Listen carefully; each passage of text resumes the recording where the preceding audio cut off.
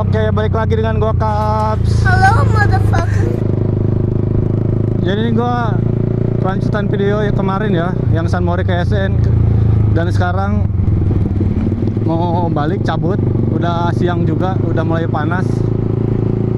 Ini masih sama Ucup, di situ ada Mongol sama Akmel, Wawa juga.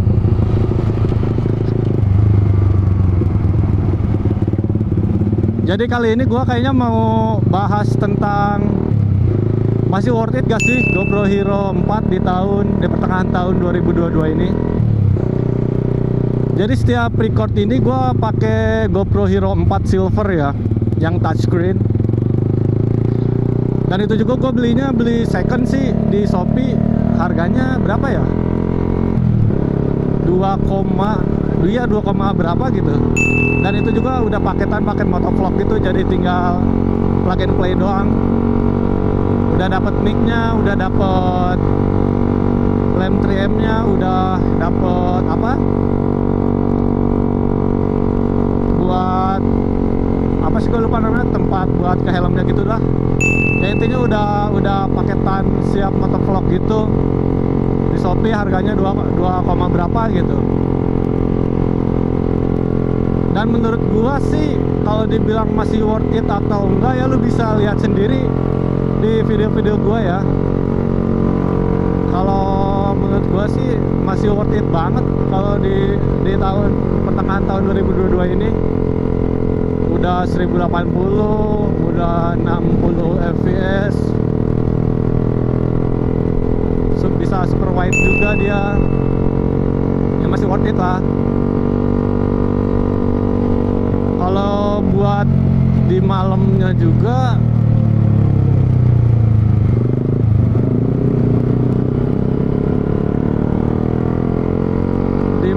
itu bagus ya, masih kelihatan gitu. Dan kita bisa atur juga kayak Pro Tune, terus apa namanya,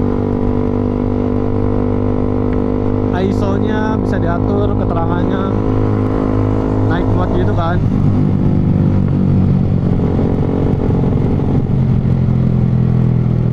Dan stabilizernya juga masih oke menurut gua. Intinya masih worth it lah. Karena memang sebelumnya gua di tempat kerja gua kan gua megang GoPro Hero 9 ya. Ya memang sih nggak apple to apple kalau sama GoPro Hero 9. Dari fiturnya udah jauh banget kan, dari tahunnya juga emang beda gitu. Daripada apa ya, ya merek-merek lain gitu di kelasnya ya, di tahunnya juga jauh lah lebih bagus GoPro.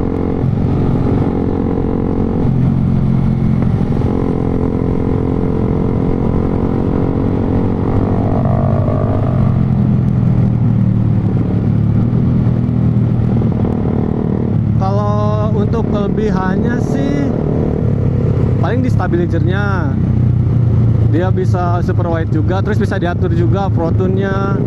Naik mode-nya juga kan dia ada, ISO-nya juga bisa diatur.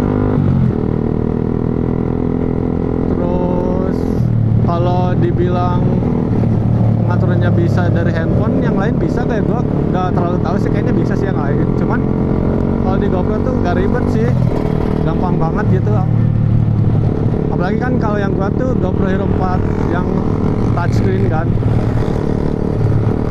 lebih easy use aja, mudah digunakan gitu.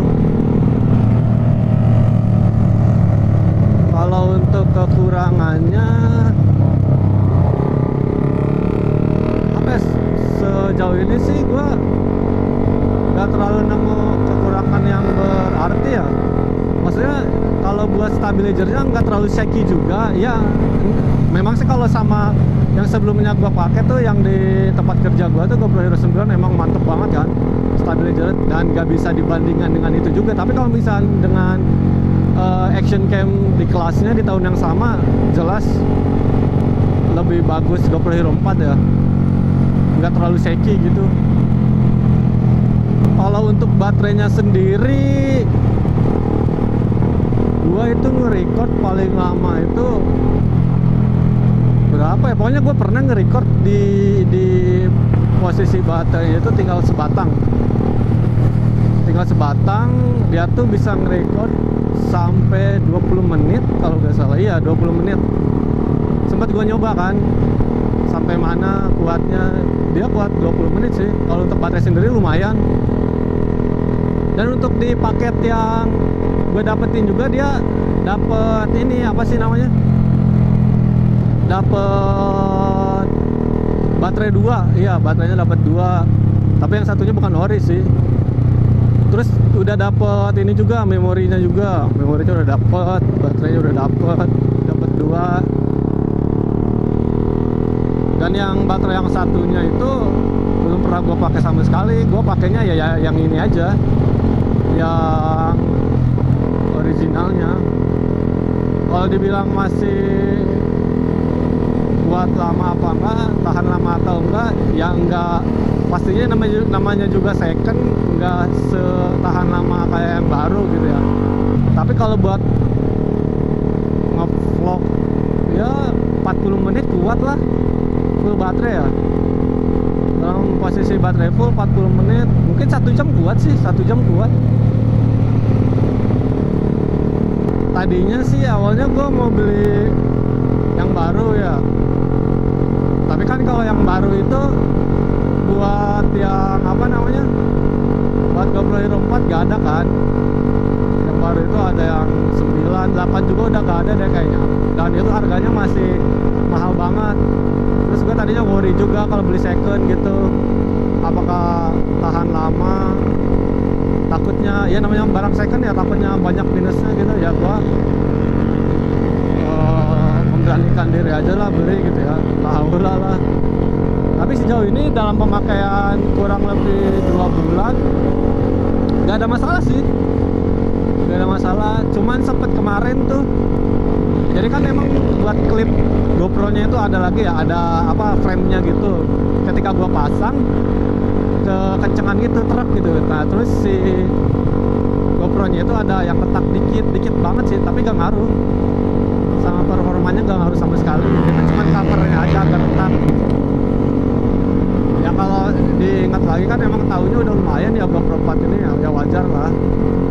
Mulai agak ringkih mungkin si frame-nya, tapi nggak berpengaruh kok ke hasilnya.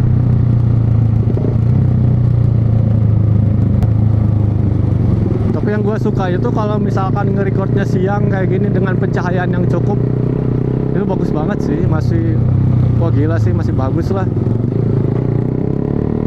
Kalau malam sih kurang ya, walaupun better dari yang sekelasnya gitu, tapi ya masih kurang lah. Tapi masih bisa dilihat.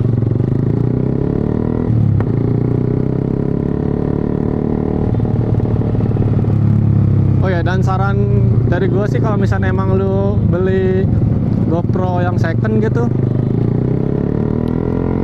pas unboxingnya lu pertama wajib videoin. Lu harus tes semuanya kan, takutnya namanya barang second kan kita gak tahu. Itu juga gue sampai tes kayak ya, ngaber. Iya, pusing pala. Gibah mulu di jalan tuh. Waduh. Ampun Bang Jago. Tadi sampai mana ya? Oh iya, kalau misalnya emang lu mau beli GoPro yang second itu, pas di unboxingnya pertama wajib videoin. Lu harus tes semuanya, fitur-fiturnya berfungsi atau enggak. Gue juga sampai lumayan lama tuh kan, takutnya ada yang cacat gitu. Tapi alhamdulillah sih enggak, semua fiturnya aman. Kalau misalkan dari barangnya sendiri wajar lah agak-agak kusam gitu, namanya juga barang bekas, terus sudah lama juga. Tapi kalau buat fitur-fiturnya semuanya aman sih, aman banget. Dan tokonya lu harus pilih-pilih juga kan, review tokonya bagus apa enggak. Lagi tahu gak boleh lah situ, masih aja maksa, dasar.